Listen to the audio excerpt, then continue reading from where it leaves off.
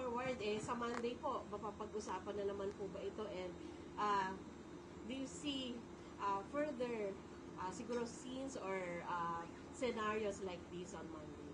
Wag naman sana. Parati kaming sinisisi na ibinaon daw namin ang dangal ng Senado.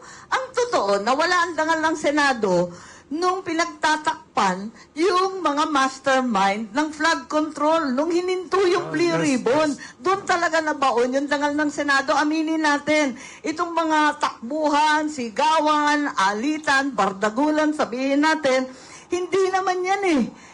Yan na lang ang offshoot ng ugat ng problema na hindi matuloy-tuloy yung flood control.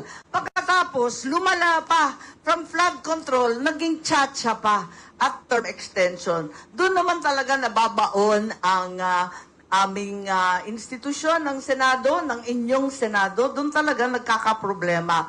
Ngayon, kung ano ang itutuloy, inaasahan ko na mag-uusap-usap sa mga susunod na araw at sana magkasundo na kasi hindi naman maganda itong sila na ang nagsabi ng napaka-unparliamentary na kulong na ang dalawa sa inyo. Kaya pinagpipilitan ninyo. May ganun eh. Eh hindi ba unparliamentary at offensive naman yun?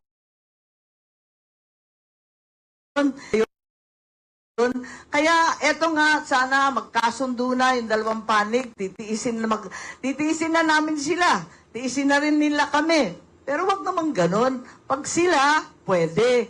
Pag kami, hindi pwede. Eh hindi naman tama yung ganon.